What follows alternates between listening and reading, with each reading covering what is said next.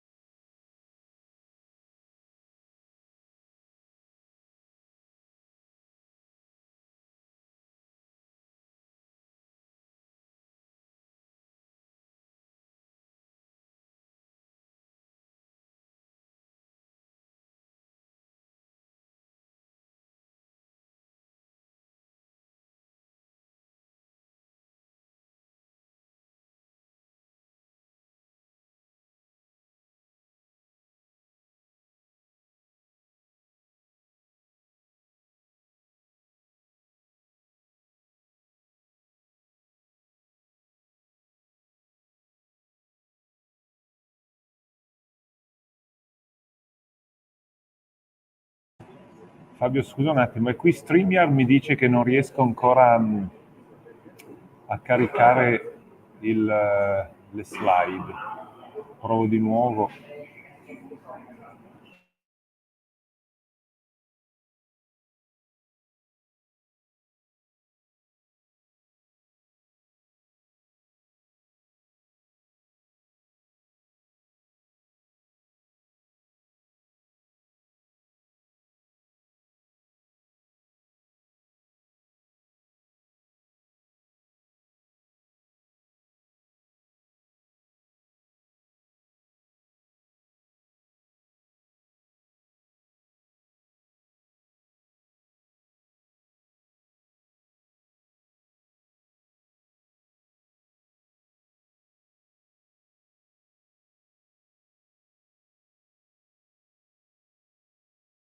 Fabio, siamo riusciti, eh?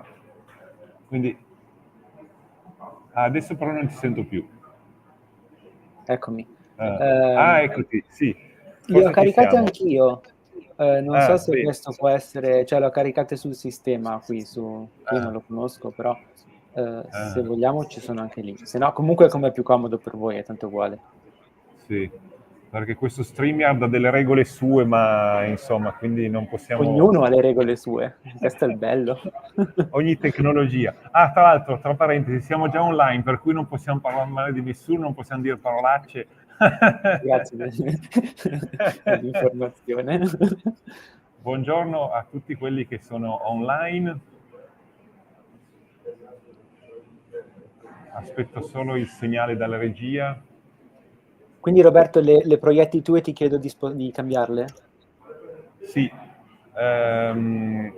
anche se, guardo solo una cosa, anche se tu lo dici a me e io lo dico a Elder perché è lui che manovra il computer centrale. Vabbè, io lo dico a tutti, quindi sì. penso che Elder Sì, possa sì, sentirlo. giusto, No? giusto, anche lui sta sentendo. Benissimo, sì, ok. Perfetto.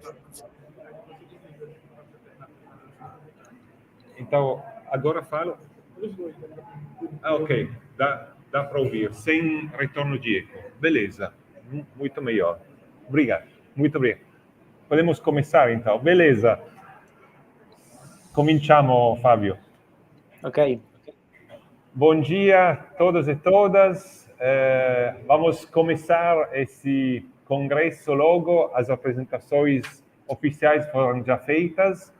Eu vou só apresentar o nosso primeiro palestrante, direto da Itália. Então, eu sou também italiano e vou apresentar um italiano, só que eu falarei em português. Ele depois vai dar a sua palestra em inglês. Então, é uma espécie de cocktail linguístico, mas vai dar certo.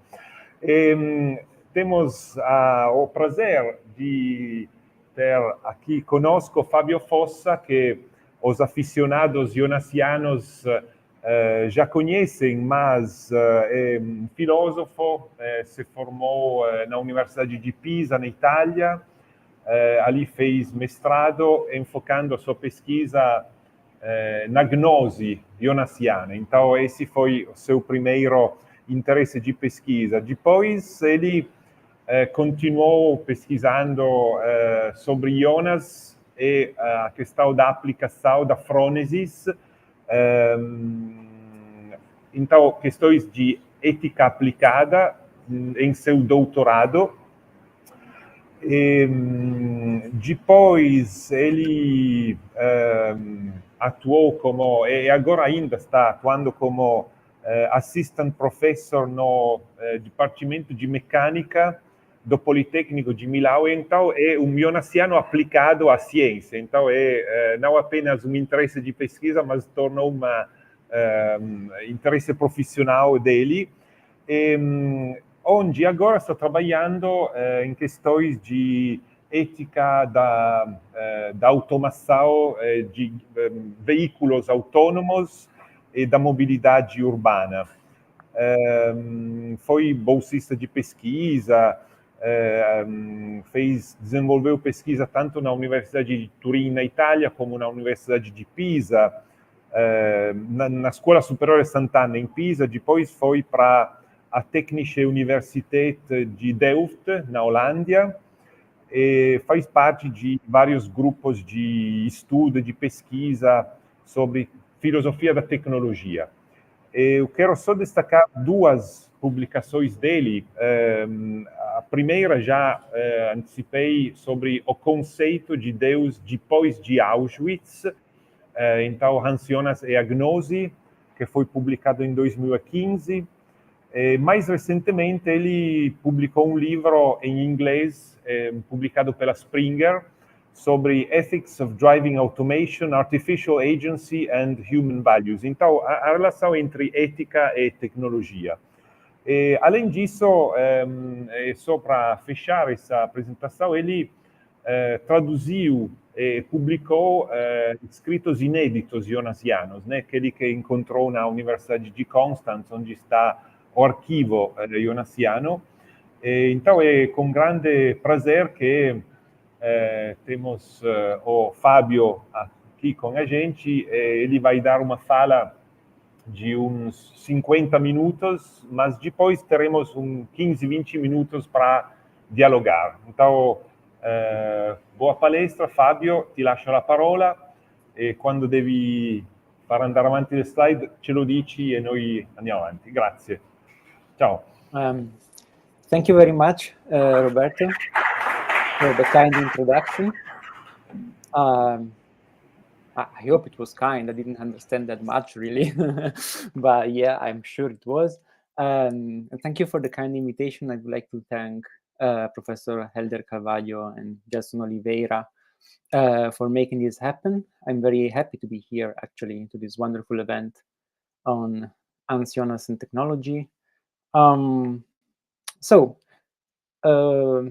Oh yes, I'm also sorry that I could not be there in person. I tried, but my agenda resisted fiercely, and in the end it prevailed.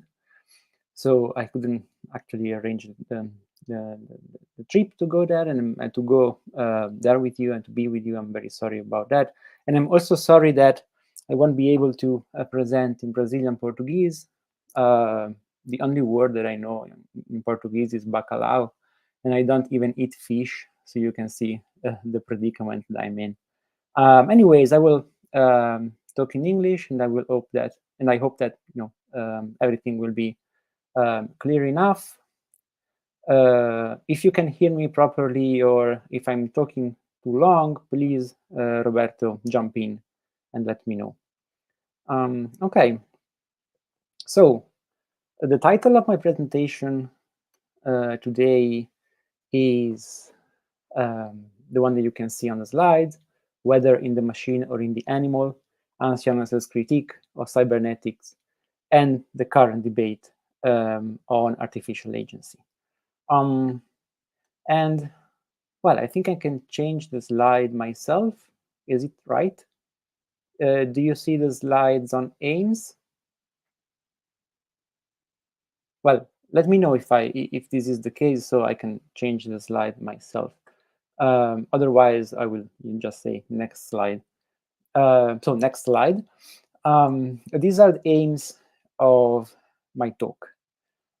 This is what I want to do with you, what I want to discuss with you in the next hour or so.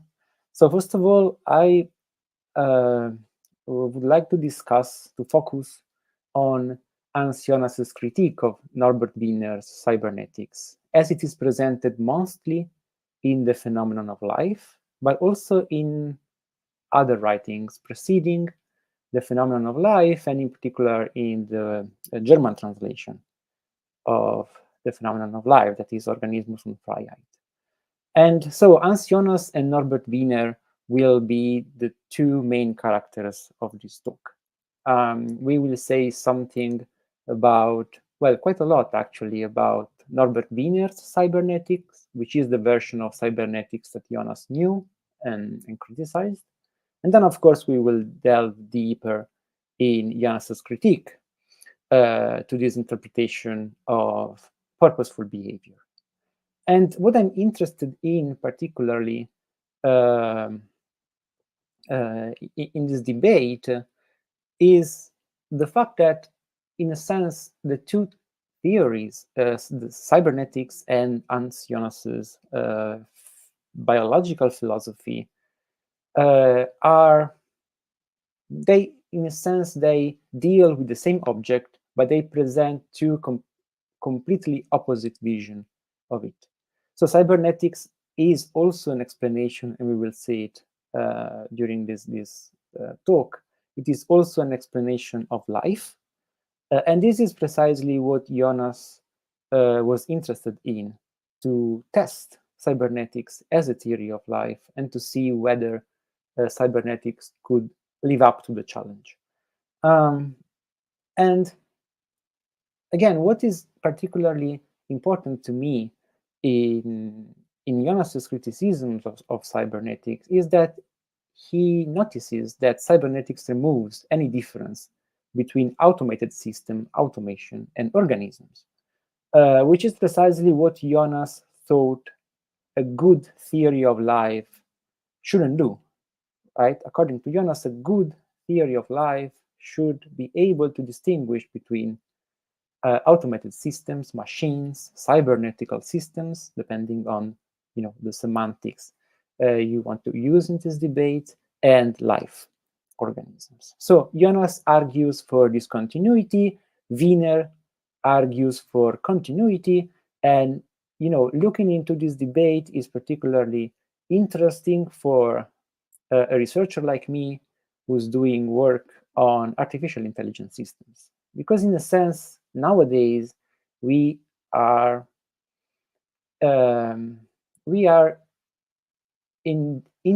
inside this problem all over again.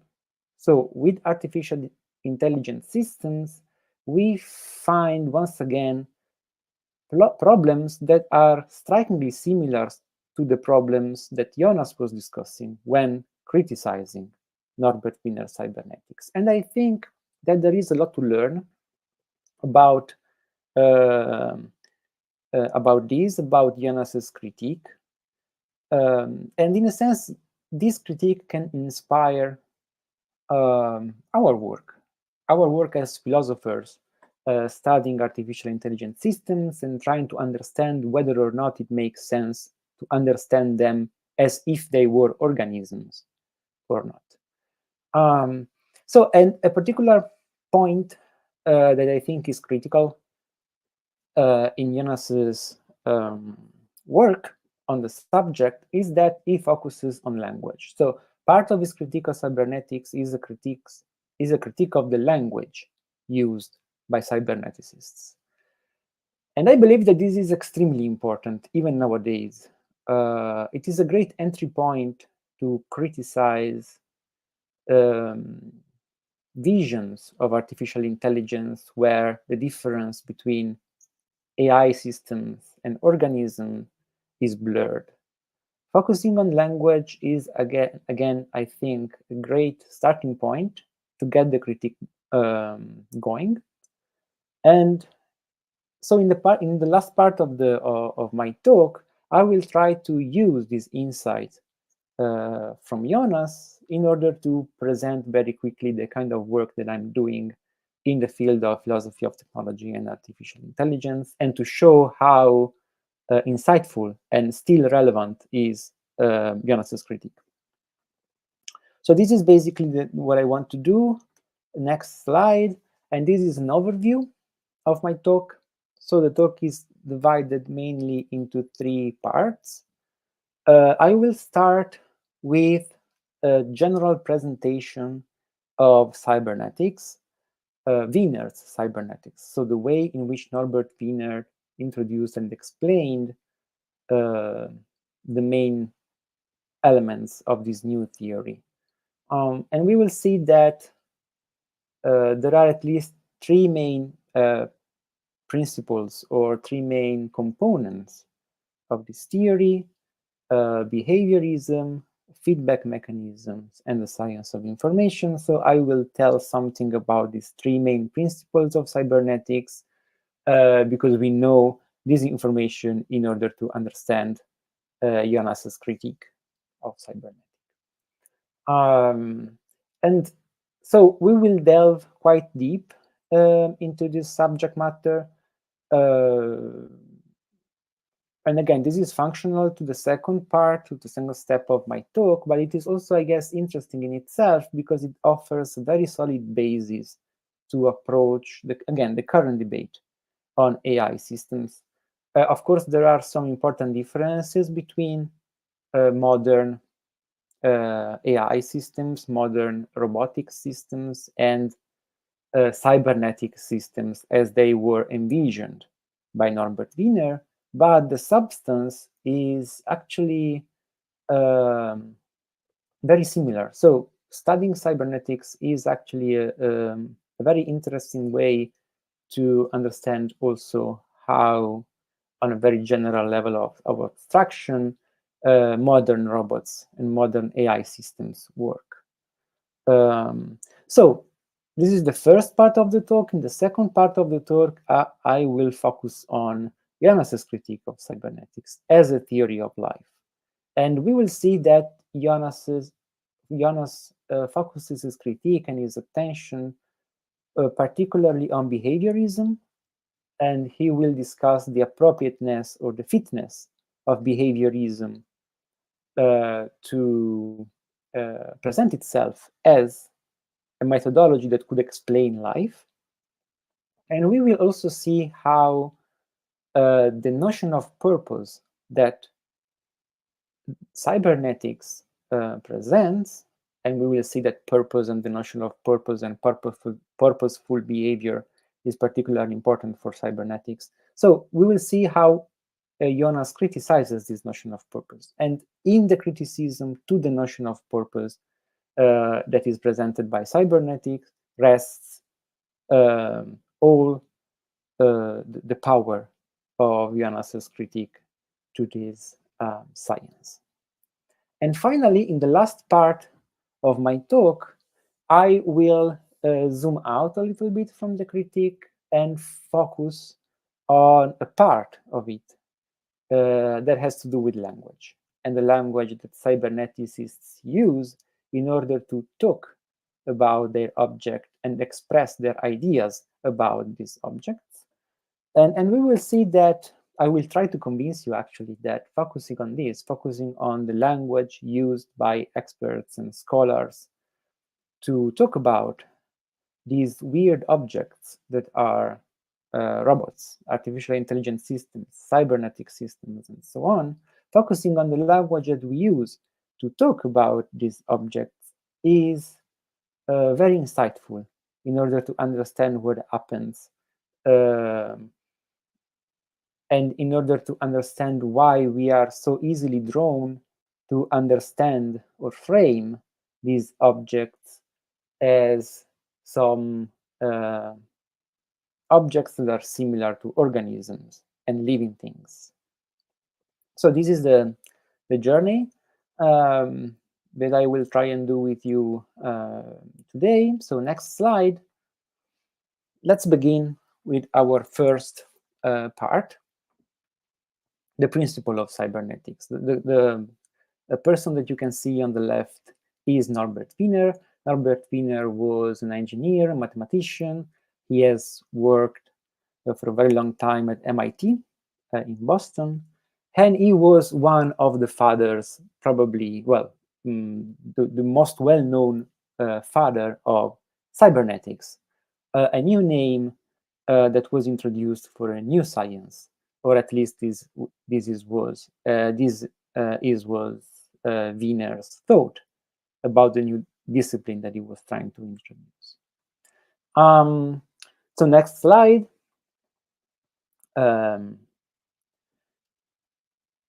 Sorry for the numbers, they lost their format. But anyways, these are the main texts that we will consider today, and also that Jonas considered in his critique.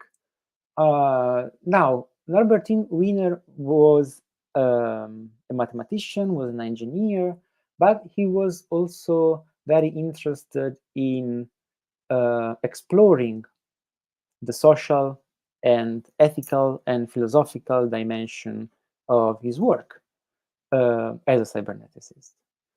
And he did it consistently during his career. Almost every book that he published hosts a chapter or a part on issues that have to do more with philosophy and social sciences rather than engineering or mathematics. And actually, the second and the third book that you see here, the one published in 1950, The Human Use of Human Beings, and the one published in 1966, God and Golem Incorporated, are entirely, almost entirely, books on philosophical and social issues at the intersection between technology and society.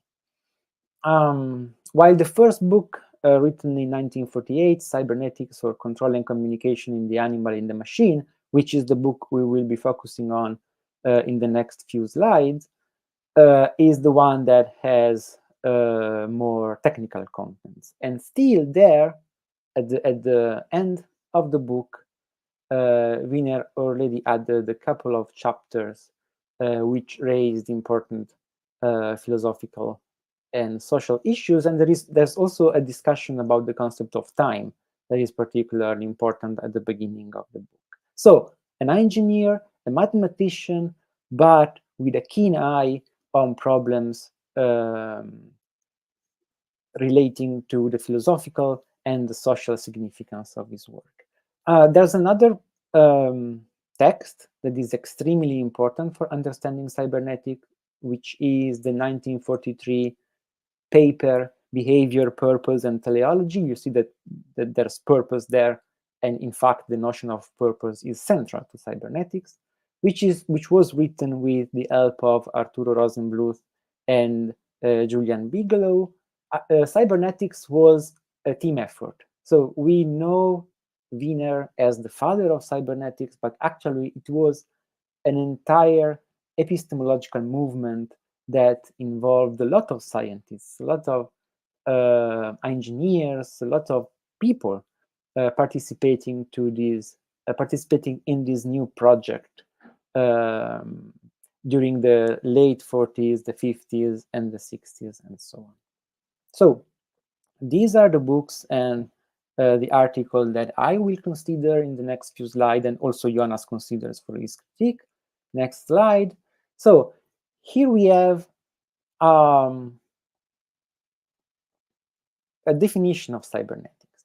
Okay, so as you can see, cybernetics is a new word, right? It didn't exist before Wiener introduced it, and so inquiring into the reasons why Wiener used cybernetics to discuss his new science is particularly useful to understand these intents and also the objects of this new science. So in his book Cybernetics, at the very beginning, page 11, he wrote, "We have decided to call the entire field of control and communication theory, whether in the machine or in the animal, by the name cybernetics, which we form from the Greek Kubernetes, or steersman." So Kubernetes is a Greek word, ancient Greek word, that was mainly used to speak of pilots of ships, right?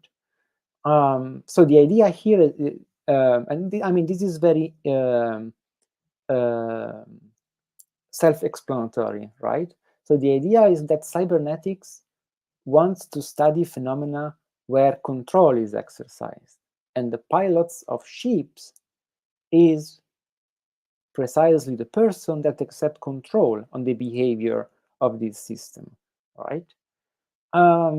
So cybernetic is about control, is about controlling and studying how systems are controlled, and it is about communication, right? As it is said in the definition. But what is particularly important, since the very beginning, the approach intends to study machines and animals as more or less the same thing, right? So the idea is to develop an epistemology, a methodology and an epistemology to study the way in which animals and machine behave in a unique way, right? In a single way. So to develop concepts and epistemological structure that might help us understand the behavior of machines and animals as if there were no essential or important differences separating the two, right? It doesn't matter whether it is the machine that is behaving or it is the animal that is behaving. Cybernetics will allow us to understand the logics behind this phenomenon, right? So the most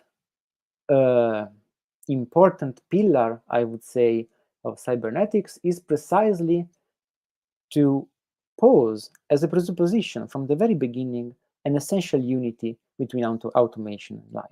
So according to Wiener, it was unnecessary to have two sciences, one for organisms and the other for cybernetical machines or for machines. There are just cybernetical systems, and cybernetical systems might be incorporated in machines, or they might be incorporated in organisms. But we need just one science to explain the phenomenon that pertains to the two different agents. All right. So there is an essential unity between automation and life, and cybernetics is built on this essential unity.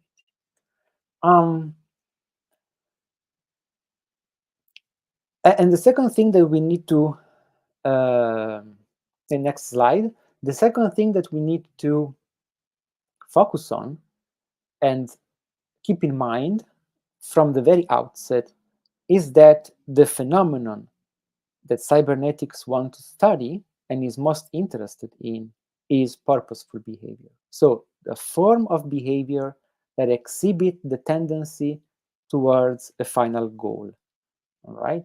And there are many different words, notions that Wiener used in order to speak of this phenomenon: teleology, purposefulness, purposiveness, goal-oriented behavior, and so on. So various words, but the phenomenon is one and the same, right? So the idea is that we are interested in control and communication as enablers of a behavior that is oriented to a final goal. All right. So basically, we need to talk about control and we need to talk about communication in order to explain what we want to explain, which is goal-oriented behavior, no matter whether this behavior is exhibited by a machine or an animal. Right. This is not important from the point of view of cybernetics. There's only the behavior which is goal-oriented, and control and communication as the bricks that we need in order to build it. All right. So next slide. Let's start with So let's see what are the three pillars of cybernetics. We saw already that one is behaviorism, the other is feedback mechanism, and the third one is the information and communication. So the first pillar that I want to tell you something about is behaviorism. So the idea in behaviorism is a methodology, right? It is a way to approach an object of study. And basically, the main claim of behaviorism is that in order to have a scientific theory of a phenomenon, we can only talk about things that we can experience, right? So things that are, in a sense, external, that are measurable and verifiable. If something is internal to an entity, if we cannot access this something directly, and if we cannot measure it, then this must be excluded from consideration, because it is impossible to make science out of it, right? So when we try to explain the behavior of an animal, for instance, all that we have to do so are the externalities that we can observe. So the behavior that the animal shows, the things that it does, where energy comes from, the kind of energy that gets out of the system, but we don't have access to the internal functionings of the system, right? We cannot experience them, and therefore we should not include considerations about the internal functioning of the system in our scientific explanation of behavior. So we need to understand, in a sense, systems are black boxes, right? So things we do not have access to, the only things we have access to are the external aspects of inputs and outputs, right? And therefore, the science that is built on behaviorism is a science of inputs and outputs, possibly measurable inputs and outputs, right? We know what enters the system, we know what gets out of the system, we can measure both of them, and our science need to describe how inputs are transformed into outputs without referencing to the internal functioning of the systems, just considering inputs and outputs and the external behavior of the entity. So to sum up, according to behaviorism, the internal states of a behaving entity cannot be scientifically observed. Therefore, they are unverifiable. When studying behavior, we need to stick exclusively to externally observable initial and final states matter, so inputs and outputs. So this is the methodology that is endorsed by cybernetics. Okay, at the very beginning of cybernetics, and in particular in the 1943 paper, behaviorism is the kind of methodology that is assumed. So next slide, the second important pillar of cybernetics is feedback mechanism. So feedback mechanisms describe the logic of how inputs are turned into outputs by cybernetic systems. And the basic idea is that some of the energy outputted by the system enters back into the system, and it can add up to the phenomenon that is happening, and in this sense, giving more energy to the phenomenon itself, to the process itself, or it can be, and it can enter the system in an antagonizing way. And so in this way, it can lower the power of the process, of the ongoing process. And Wiener is particularly interested in this second form of feedback. He calls it negative feedback. And he is particularly interested in that because negative feedback, so the energy that goes back into the system in order to constrain or limit an ongoing process, is precisely an element of control. So you can exercise control over a process if you have some energy that you can use to limit or constrain it, right? And this regulative function of the negative feedback is the most important logic of cybernetics. So the idea is that with negative feedback, we can explain control, both in machines and in animals. So we might have a theory that is based only on external elements of how an animal or a system behave, right? So this is the basic logic that Wiener introduced in order to build his model of purposeful behavior. Next slide. Behaviorism plus the feedback mechanisms allow Wiener to form a theory of purposefulness. And so this is how Wiener defines purposeful behavior. An entity exhibits purposefulness if its behavior manifests feedback mechanisms that steer it towards a given final state. And this given final state is the purpose, right? So every time we observe an entity that is behaving in a way that we can describe as oriented towards a final goal, then there must be a feedback mechanism there. And if we can describe that feedback mechanisms, then we will have a theory of that behavior. And this was extremely functional back then when it was introduced. But next slide. But you see that in the definition of purposefulness, there's a reference to a given final state. And in order to make sense of this reference, and in order for a given final state to play the role it is supposed to play in cybernetics, we need information about it.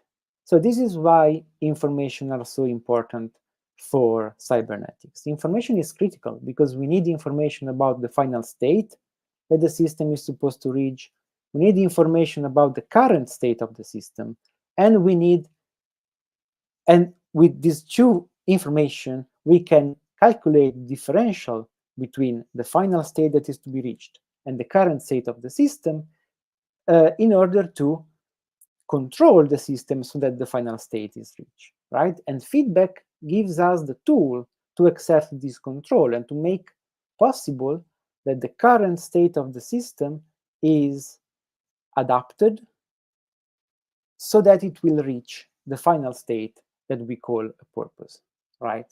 And this kind of information was and communication. So the fact that you need information for a cybernetic system to run, and the fact that this information must be communicated through the system, spurred Claude Shannon work on communication, the mathematical theory of communication, which laid the foundation for modern digital technologies. And as you can see, these books are very often associated, the book by Claude Shannon and the book by Wiener. And even in the book by Claude Shannon, there was a part written by Warren Weaver that was specifically aimed at addressing social issues, the issue of social communication. And the idea was that, again, we don't need two theories to speak about communication. We just need one theory, and that theory we will explain how communication happens in machines and how communication happens between humans. Now, next slide. Here are some examples of feedback mechanism. The VAT governor and the thermostat are two very common examples of mechanical feedback. So systems in which the energy that is put back in the system is a mechanical force. But of course, next slide, you don't have, I mean, the very same logic lies at the foundation of modern robotics. So you can explain with the notion of feedback also much more advanced technologies like self-guided missiles and self-driving vehicles. Of course, the feedback here is no more mechanical, but it's digitally mediated. So it is about sensors getting information that influence the function, the operation of the system, but the logic behind it is the same. Feedback allows control.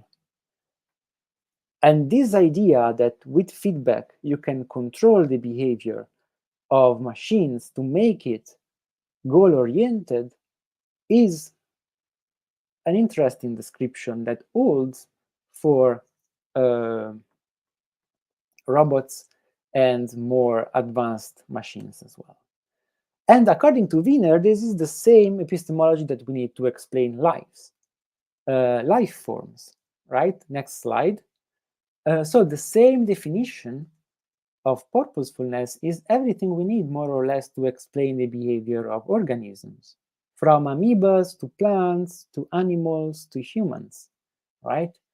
Again, of course, the levels of complexity are much higher here, but there's continuity, right? So we need more complex theories of feedbacks in order to explain the behavior of a higher animal or a human being. But the basic epistemology is the same. So next slide, this is how in God and Golem, Wiener explained his idea of the relationship between machines and life. So he introduced this idea of an operative image.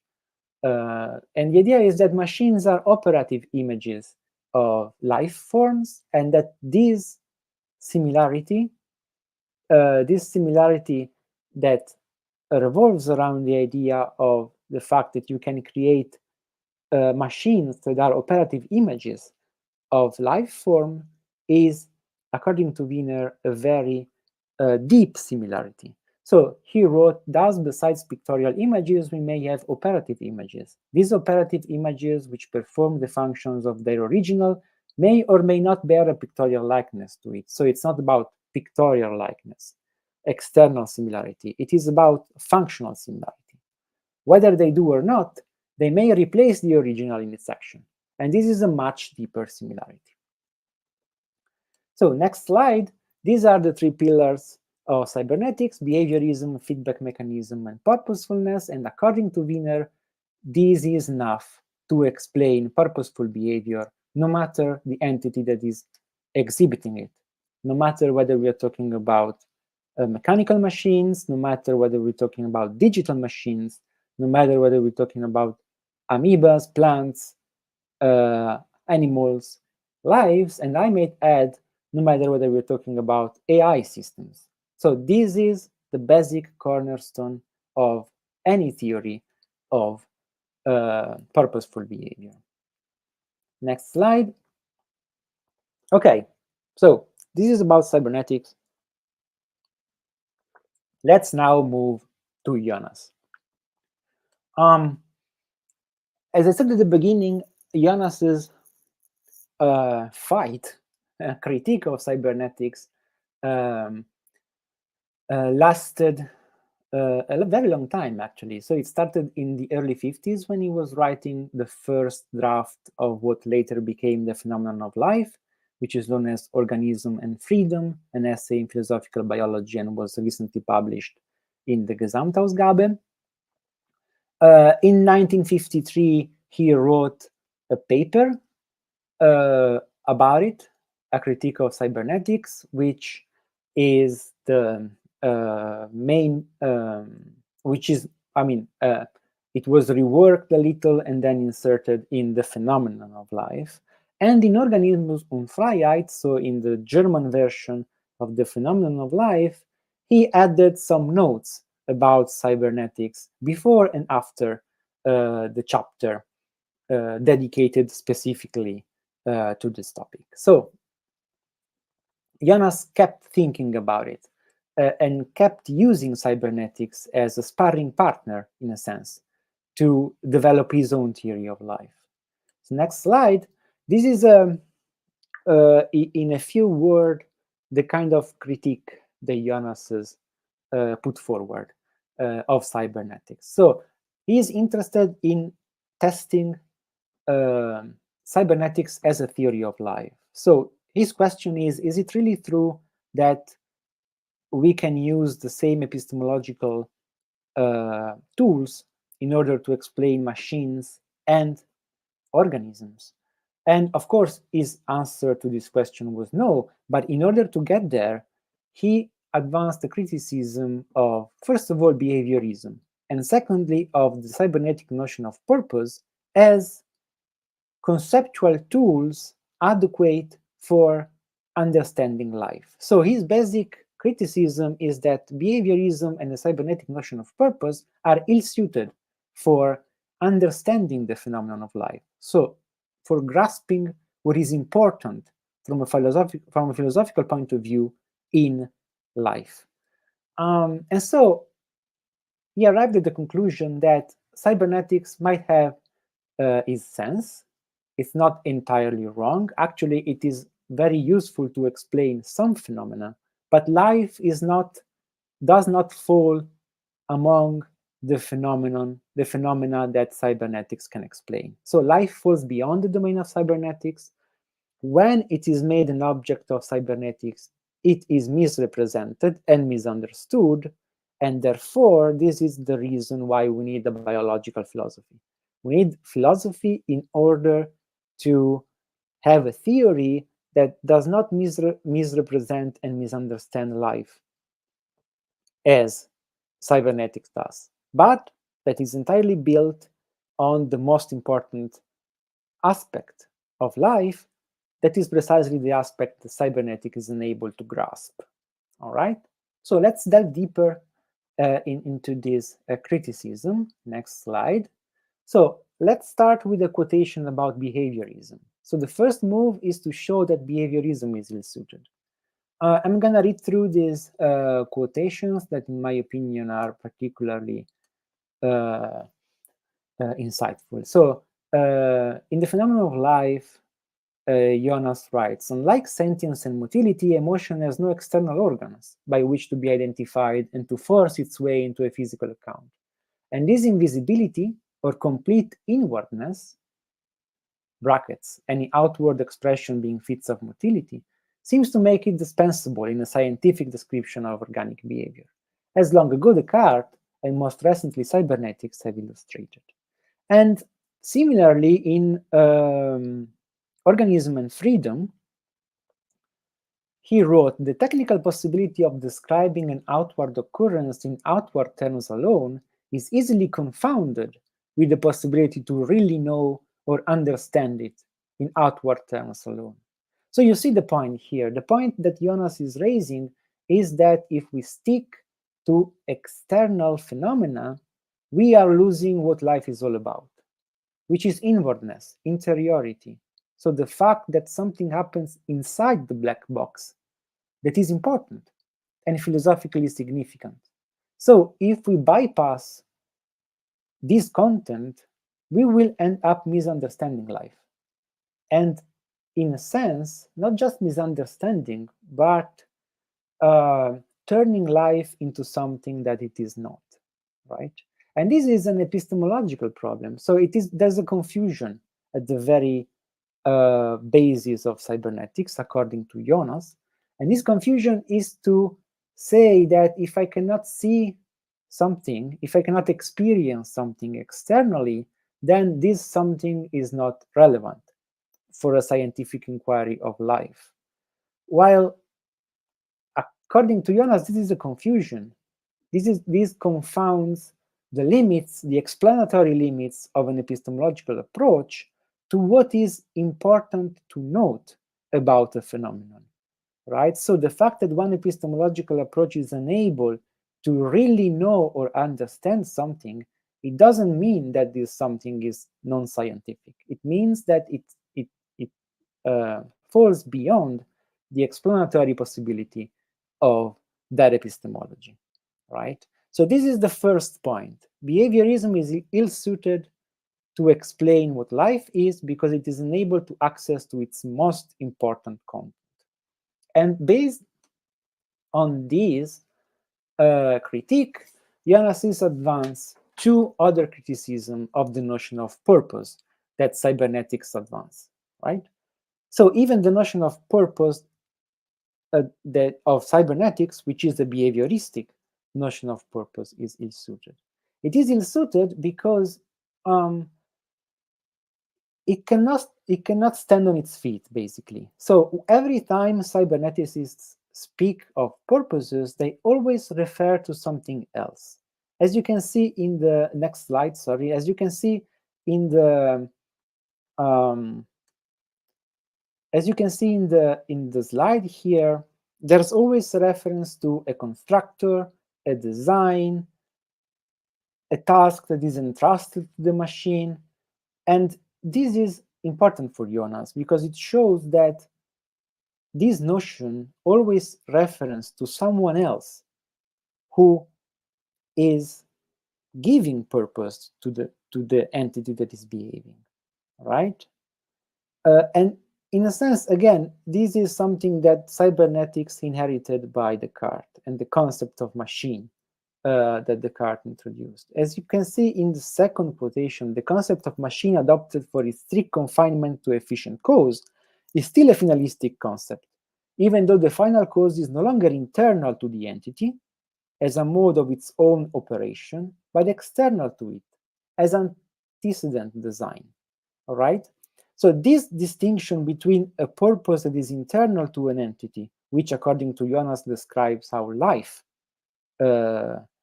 works and behave, and a notion of purpose that is external to the entity and it is antecedent to the entity because it becomes part of the entity by design, which is what according to Jonas described exclusively machines, should not be confounded. And cybernetics confounds these two very different notions of purpose. So next slide. The problem is that purpose is extrinsic to the system.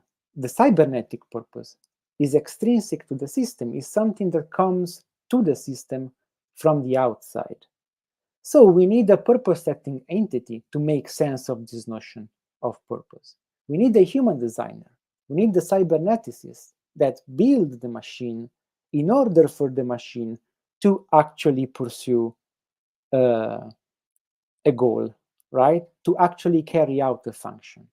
And so, according to Jonas, you see there's the normal, usual notion of purpose, the purpose that we always, the kind of purpose that we always have in mind when we speak of purposes, right? The human way of understanding it, that is insinuated back into the cybernetic description that wanted to exclude it from the discussion, right?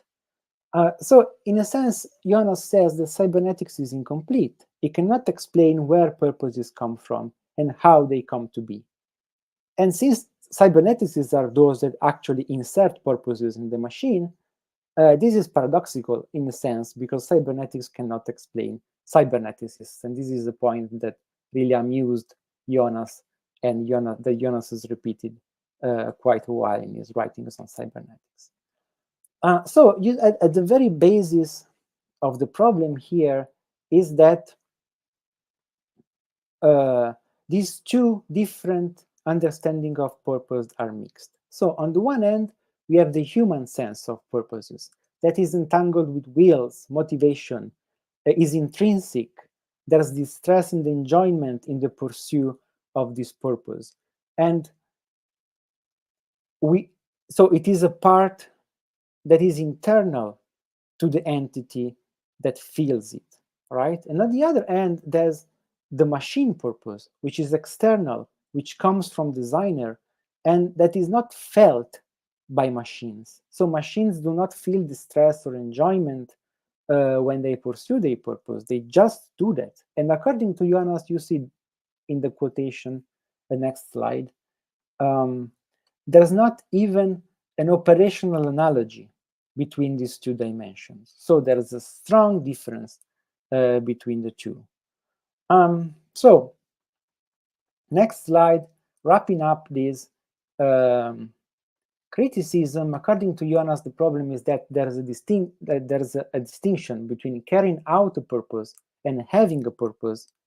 Having a purpose is the way in which life experiences purposes with spontaneity and interest, while carrying out a purpose is the external way in which machines have this kind of purposes. And carrying out a purposes can be described by feedback mechanism, but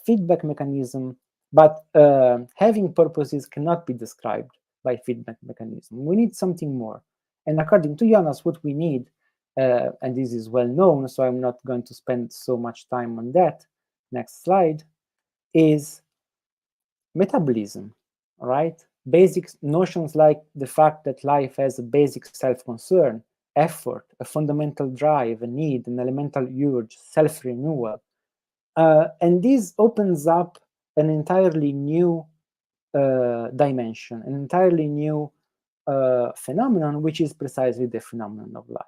And from carrying out purposes and having purposes, there's no analog and not even an operational analogy. So you see that Jonas is tracing a very hard line, a very bright line between these two phenomena.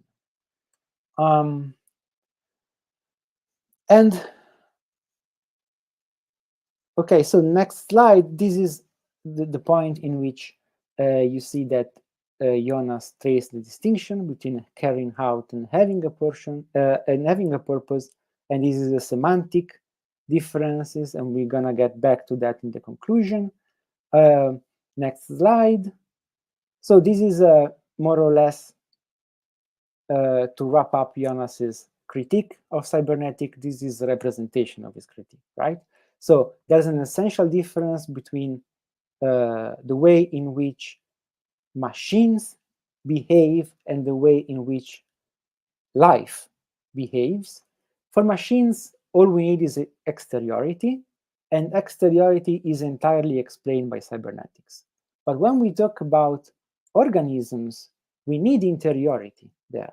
Otherwise, we won't be able to account for the behavior of those entities. We also need interiority. Cybernetics can explain some aspects of bodily phenomenon when our body is understood as if it were a machine.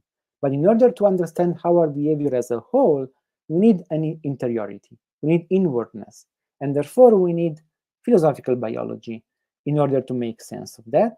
Next slide. And so in a sense, we can understand this opposition as an opposition between feedback mechanisms and metabolisms. Feedback mechanisms can explain machines, but in order to explain the behavior of life, we need a more complex notion, which is the notion that of metabolism, as Jonas understands it in the phenomenon of life. So next slide, in the end, Jonas's critique is an epistemological criticism that invites us to understand the limits of cybernetics. So cybernetics is a great theory to explain behaviors that can be explained only from the external point of view, but in order to explain life, we need something more. We need inwardness, and this is why cybernetics cannot apply for life, for explaining life phenomena. So I'm almost done, and the time is running very quickly. This is the final part of my presentation. Next slide. Why do I think that all these and this criticism of Jonas is important for artificial intelligence nowadays? So next slide. As I said, Jonas notices that language plays an important role in all this discussion, right? And he notices that you see modern servo mechanisms are often described as perceptive, responsive, adaptive, purposive, retentive, learning, decision-making, intelligent, sometimes even emotional, and so on. So he notices that the language of cybernetics is already a language that puts forward a vision of mechanism as something that is alive, because the language of cybernetics employs the words of living things. And so, in order to stress this phenomenon, Jonas wrote that the mirroring back takes place under the cover of names. So you see that Jonas realized the importance of language and the role that language plays in influencing our ideas about automation, about cybernetic systems back then, but, or at least this is what I think, even AI systems right now. So next slide. This happens nowadays as well. So when we talk about AI systems, we talk about systems that think, that act, that are intelligent, sensitive, responsible, trustworthy, autonomous, creative, that are learning, that take decisions, and so on and so forth. So the semantics that we employ to describe artificial intelligence systems is a semantics that is based on organic behavior, human behavior, the behavior of high animals. And so in a sense, it seems, next slide, that this is Wiener once again, right? So there is a much deeper similarity between us and our operative images, AI systems. And according to this similarity, we can use the same words to speak of both of them. Next slide. I think that this is a very important phenomenon that we need to inquire into and discuss philosophically. And I call it the game of semantic extension. The idea here is loosely based on Wittgenstein notions of language games. And this notion describes how we look for the right words to talk about new things and new phenomena. And the new things we are talking about here are artificial intelligence systems, something new. We do not have yet the words to speak of, right? And the extension here happens because the two things are perceived as analogous, right? Similar enough to one another. There's a family resemblance between organism and AI systems, and this is why we can talk about them in the same way. So next slide. Similarity plays a leading role here in the way in which words move from the domain of organism to the domain of AI systems. And the risk is that this similarity covers the specific difference that AI systems exhibit, right? And that distinguishes life from this new form of automation. So you see, we have once again the debate between Wiener and his much deeper similarity, and Jonas and his covering, his mirroring back covered through names, right? So next slide, and this is the last. I think there's a philosophical task here, and Jonas can help in carrying out this task, in identifying and carrying out this task. First of all, the philosophical task is to understand how the meanings of life words change when they are applied to AI systems. So not to assume that the meaning is the same, but to try to understand what words such as autonomy, such as creativity means when they are applied to AI systems. And in order to do so, we need to look beyond the similarities that AI systems exhibit to our behavior or the behavior of animals, and look on to specific differences. And again, last slide, Jonas, in a sense, already did that when he suggested that machines present the dissociability of purpose and execution. So the fact that they carry out purposes, but that these purposes are not their own. They inherit these purposes from someone else, cyberneticists, designers, engineers, and so on. And this fact that machines exhibit the execution of purposes without being the system or without being the entity that set this purpose for themselves is something that we only see in machines. So you see here, we can actually access a difference that is relevant to our purposes, and we can build on this difference in order to understand how human words or life-related words change their meaning when they are applied to AI systems. Last slide, next, that's it. Thanks for attention. I talked a lot. I hope that I didn't bore you. And if you have any questions, I'm here to answer them.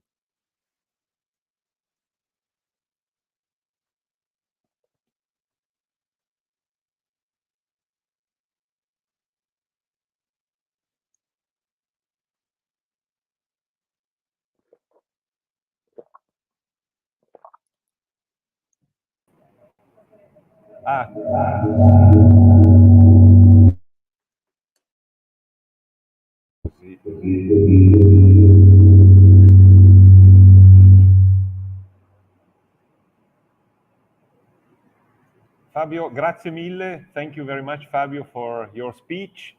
Very interesting as usual. I think we can now open the debate for discussion. Podemos abrir para discussão entre a gente. Perguntas podem ser colocadas em todos os idiomas, então, inglês, português, italiano. A gente vai tentar traduzir para o Fabio e vice-versa. Então, fiquem à vontade. Não sei, caso quiserem, vocês podem escrever a pergunta num papelzinho e entregar para mim. Então, qualquer forma comunicacional será bem-vinda.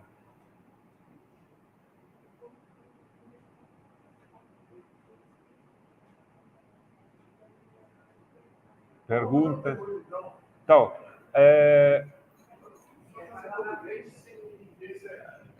então, você fala em português, eu vou traduzir. Então, por favor, seja breve. Obrigado.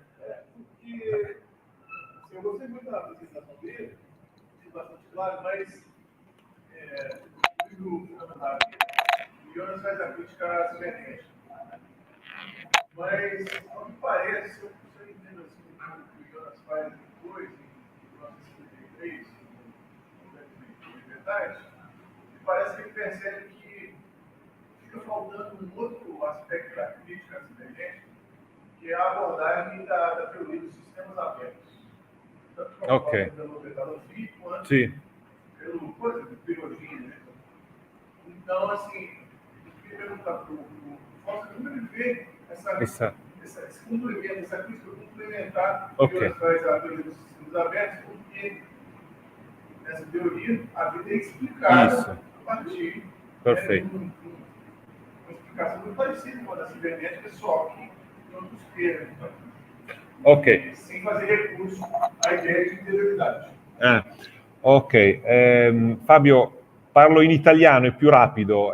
Wendell ha posto la seguente questione, ha detto quello che dici è vero per quanto riguarda The Phenomenon of Life 1966, ma quando poi scrive Organismus und Freiheit 1973 non solo parla della questione della cibernetica, ma aggiunge la questione di Bertalanffy, della teoria generale dei sistemi, nella quale non è tanto la carenza di come dire, interiorità della teleologia il punto, ma questo può non sono neanche più capace di parlare italiano, ma può essere spiegato in termini molto più efficaci dalla teoria generale dei sistemi. Quindi come se fosse un punto in più rispetto... Quindi chiede Wendell se puoi chiarire questa relazione tra le due opere, le due versioni della biologia filosofica jonasiana. Tem mais questões? Obrigado, Wendell. Muito obrigado. Acho ótima pergunta. Mais questões, pessoal? Senão a gente pode também, talvez, começar a responder a essa pergunta. Fabio, puoi rispondere se vuoi.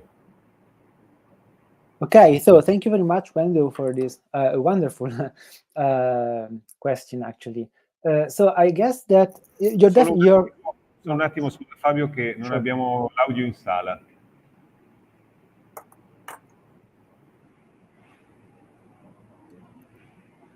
Adesso ci siamo. Ok, can you hear me?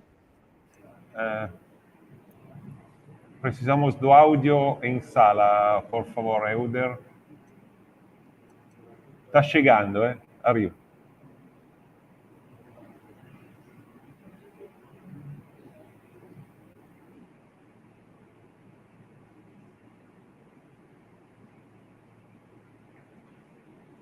Vai pure, Fabio. Okay, can you hear me? All right. So great. Great question. And I mean, you are entirely correct. In 1973, Organismus Freiheit, there's von Bertalanffy there, and Jonas discussed cybernetics and von Bertalanffy theory together. All right, and I agree with you, in particular in the chapter 4, right? The Harmonie, Gleichgewichtung werden.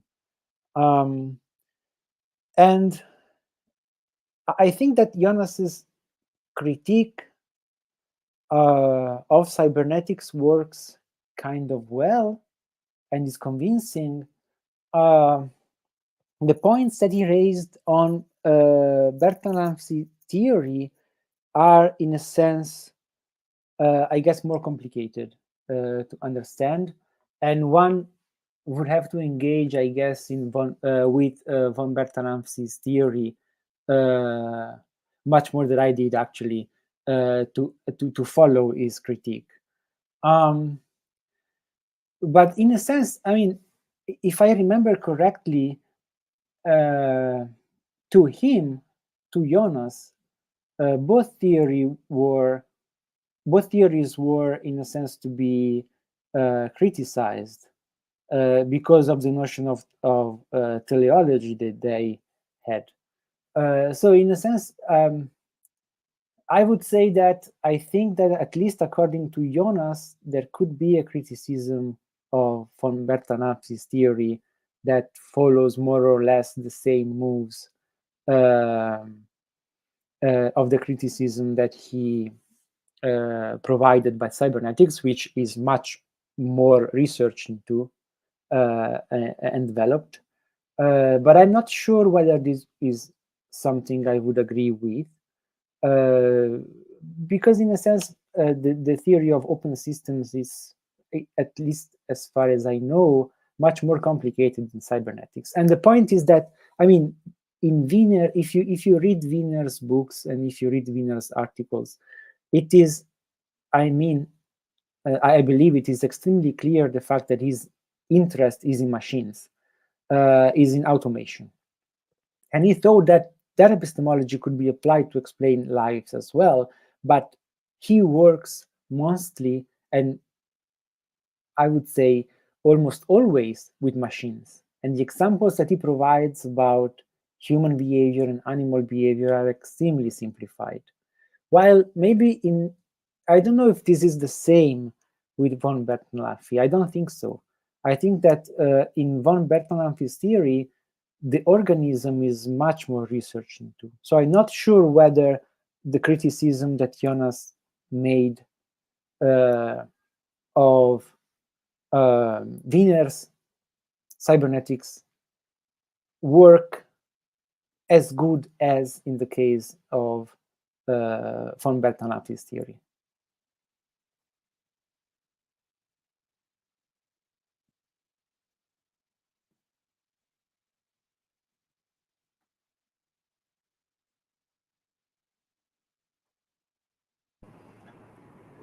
Thank you, Fabio. Obrigado. Eu estava aguardando o desligamento do som para. Então, agora estamos bem coordenados, eu e o Euder. Grazie, Fabio. Tem mais perguntas, questões?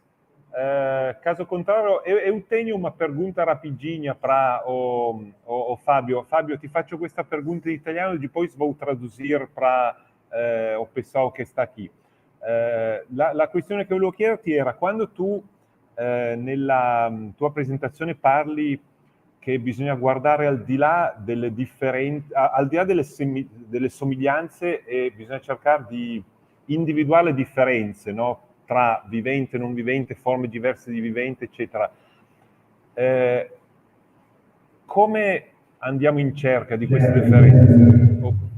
Come andiamo in cerca di queste differenze e come le esprimiamo? Ossia, quale linguaggio utilizziamo per parlare di queste differenze e se questo ha a che fare con un valore antropomorfico del linguaggio. Cioè, non so se la questione è chiara, anche perché Jonas affronta la questione dell'antropomorfismo linguistico più volte nella sua... quindi questa è la domanda. Sopra traduzir para o pessoal que está aqui, na fase final da fala, o Fabio colocou que tem que olhar para além das semelhanças, tentando individuar as diferenças específicas entre vivente e não vivente, formas diferentes de vivente. E ali, então, o desafio me parece um desafio linguístico. Então, como reconhecer, como falar depois dessas diferenças, como à luz do fato de que nossa linguagem, temos talvez uma tendência a antropomorfizar, né? Então, ao falar do outro, eu utilizo uma linguagem própria. E como isso vai acontecer, como enfrentar esse desafio da relação então, aplicado nesse contexto, mas muito além desse contexto. Então, essa é a pergunta. Fabio, puoi rispondere in inglese, forse o come preferisci tu, poi... Grazie. Solo un attimo che... Vai pure. All right. So thank you very much. Wonderful question. This one as well. So I will start with the issue of how to realize these differences, right? If we live in a situation in which these differences are so hard to get, how can we in a sense suspend the power of similarity and actually get to these differences? And then I will get to the problem of language. So first of all, differences. Well, I guess I believe that actually, I mean, the power of similarity is tangible, and it is very easy and natural, right, to go along with it. It is very easy to speak of artificial intelligence systems as autonomous, as it was easy to speak of cybernetic systems as goal-oriented. But I think that what we need to do is to exercise a critical attitude towards this language. And you can do that by adding elements that are put into brackets when we use language in this anthropomorphic way, right? When we do use language in an anthropomorphic way, we approach the object, the artificial intelligence system, for instance, as something that resembles humans. But we need to put many things into brackets in order to see these objects as something resembling humans. We need to put into brackets the materiality of the technology, right? Which is not biological stuff, it's synthetic stuff. We need to put into brackets the way in which the object become accessible to us. So we need to put into brackets the fact that the object has been produced, has been designed, has been produced and designed in specific ways, and only after it is produced and designed in specific ways, we can access to it. So all these things are suspended in a sense when we say that the object is autonomous, for instance, right? Or when we say that the object is creative or intelligent. Now, autonomy, creativity, intelligence, and so on are all anthropomorphic words or biomorphic words, right? So there's no instance apart from artificial agents, so artificial intelligence systems, cybernetic systems, and so on. There's no other instance in which we use these anthropomorphic words to speak of something that is not a human, or is not an organism, right? Before these technologies entered the stage, we didn't even think of this word as anthropomorphic or biomorphic, because the field of application of these words were naturally only organisms and humans, right? So we became aware of the fact that these words are anthropomorphic when we started using this anthropomorphic word to talk of something else than their usual references, so humans and organisms. So I think that we can, in a way to research into the differences between us and them is to look at how these systems are produced and they become available to the philosophical study, right? So to inquire into differences that are material differences and differences has to do with the social system behind these entities. And in terms of language, yes, of course, the problem is precisely this one. We are building cognitive machines that are able to automate cognitive acts, and the entire language that we have to speak of cognitive acts is a human language, an anthropomorphic language, right? But if we just use these words uncritically, we will end up expecting these machines to be as cognitive as we are, sorry. And we will end up expecting this machine to be as intelligent as we are, as responsible as we are, as creative as we are. So we will cover the difference that there is between the organic way of being intelligent and the mechanic way of being intelligent, the organic way of being creative and the artificial intelligence ways of being creating, and so on. So we need to use language critically, and I think that this means specifying what we mean when we extend the meaning of our word to talk about things that are not organisms, all right? I don't think that we need a new language to create an entirely new language to talk about, the similar acts that these things do, but we need to specify what we mean when we talk about them in order not to deceive ourselves.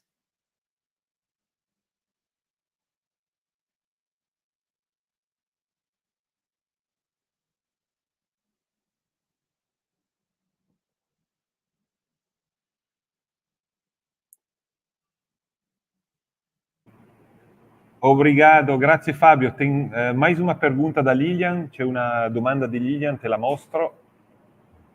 Bom dia, Fabio. Não sei, tá ligado? Tá. Ah.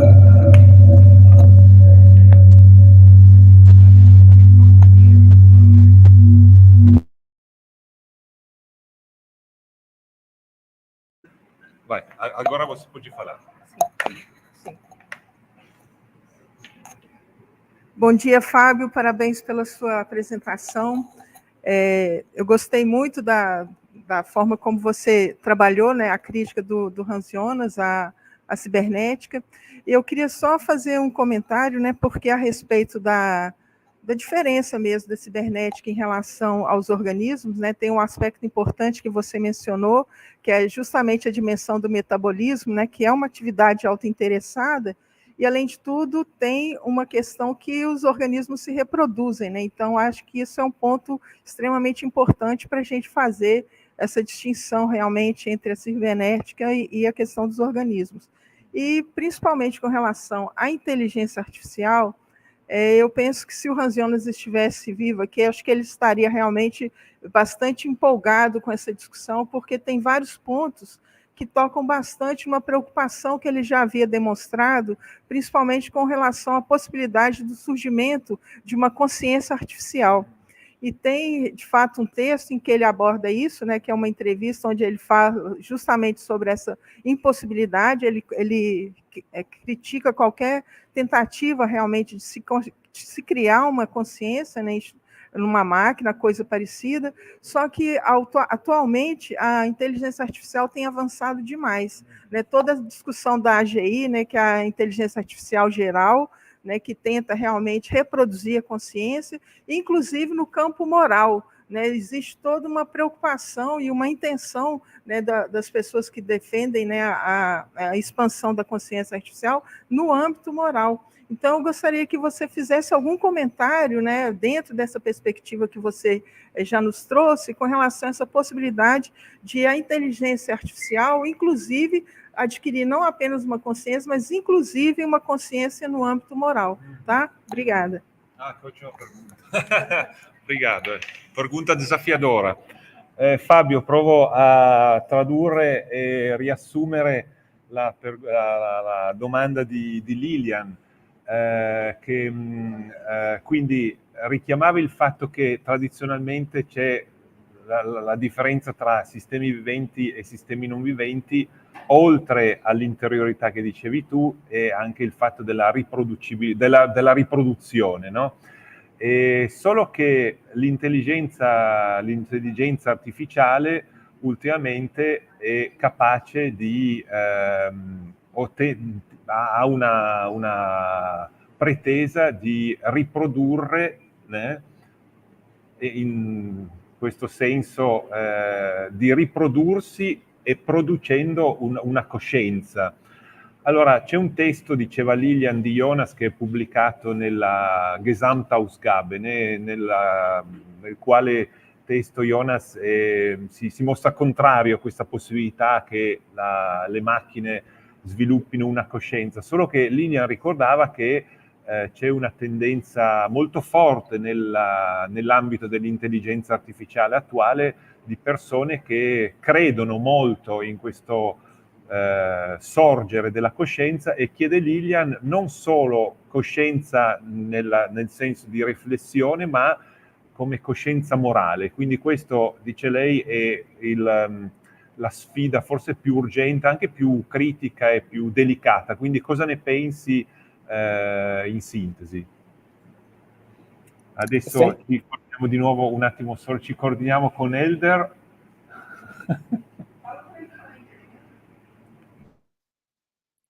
Okay. Thank you very much, Lilian, for this wonderful question. A great question by the audience. Thank you very much. So I would start by saying that in the first book of Wiener, the one that is entitled Cybernetics, there's a chapter on machines that can reproduce themselves. So in a sense, this is an old dream. It is a dream that can be traced back to the very beginning of the science of artificial intelligence and cybernetics. So they were talking about machines able to reproduce themselves, and possibly, if we look not to Wiener, but if we look at Turing, for instance, as machine that could be able to think, and if we look to McCarthy and the American tradition of artificial intelligence, we found artificial consciousness there back in the 50s. So these are old dreams in the tradition of artificial intelligence.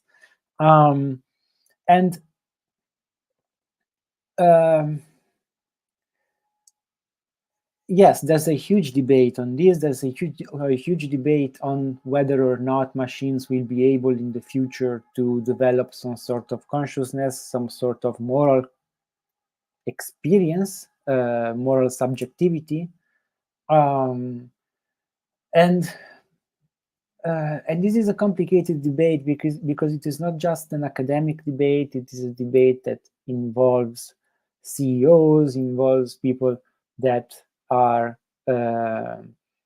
involved in the industry of artificial intelligence. So there's the commercial part, the fact of positioning the product to society as something relevant, as something we should talk about, we should worry about, because of the existential risk that is related to that, and so on and so forth. Now, I don't know the text that you're referring to. I should definitely look at it. I agree with Jonas. I mean, I think that there's faith. I mean, I think that at the very bottom of the arguments that say that if we keep on working on current machines, then future machines will be able to show consciousness, autonomy, freedom, moral subjectivity, and so on. I think this is an argument based on faith, and it's not based on evidence. All right, and the faith concerns the fact that those scholars, or those experts, believe there's continuity between the kind of operations that artificial intelligence systems are able to carry out right now and consciousness, and moral subjectivity and the way in which humans live, right? And again, I believe that this is entirely based on a leap of faith. And many this is, however, a very delicate debate, and when we stumble into this problem, when we write in the field of artificial intelligence, we tend to say that we don't know what the future holds, but if we focus on current machines, current approaches to artificial intelligence, current artificial intelligence systems, we are hundreds and hundreds of years distant from any form, any conceivable form of artificial consciousness, right? So again, I agree that what is happening here, again, is a language game. So it's, in a sense, we are deceived by the words that we use. We use anthropomorphic words to describe artificial intelligence systems since the very beginning, since McCartney, since the mid-50s. We use human words to talk about artificial intelligence. And this is a way to convince us that more or less it is the same thing, right? And if we keep on working on that, if we keep on making it more complex, more functional, more advanced, then it will resemble us in a sense. You see how similarity is leading the conversation and difference is entirely put aside, right? Is similarity the main character here? But if you think about it, there are lots and lots of differences between the way in which even the human brain works and the way in which, I don't know, generative AI algorithms work. I mean, but the differences are clear and there, right? And yet the similarity strikes us, and the words that we use are human words. Think about how we talk about ChatGPT, right? It's thinking. When we see the 3 dots there after we insert the prompt, we say, okay, the system is thinking, and then we chat with it. It's talking. He or she, depending on our expectations on the gender of the system. But I think that what philosophy should do in this time and age is to work on language and develop this critical attitude and focus on the different ways in which artificial intelligence systems are able to do something that resembles what we do. Another good example, I mean, it's my topic of research, but another good example is self-driving cars.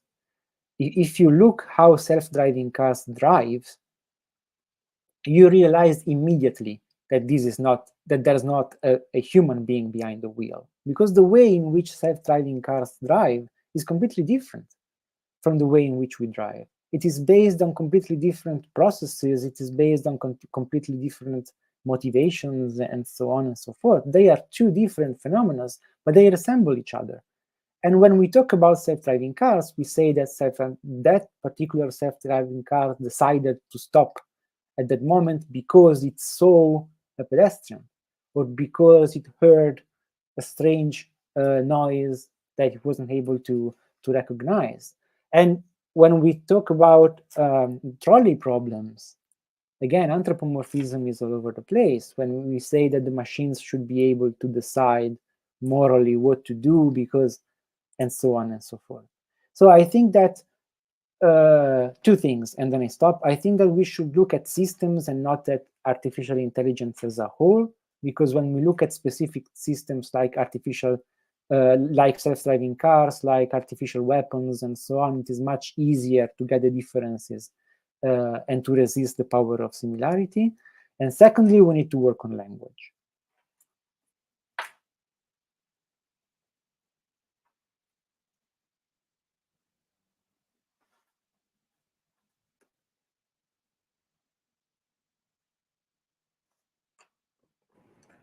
Grazie Fabio, muito obrigado. A Lilian ha ringraziato moltissimo, molto soddisfatto della risposta.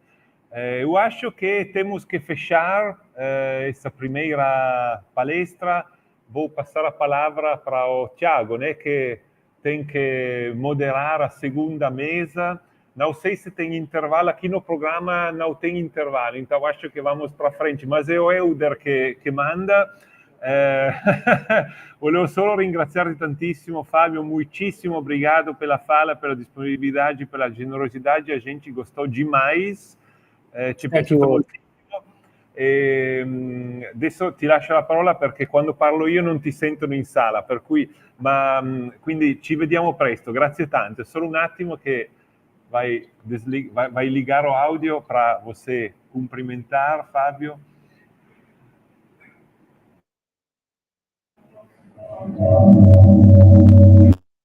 Okay, no, I just wanted to say goodbye and thank you for the attention. It's been a very long morning for you.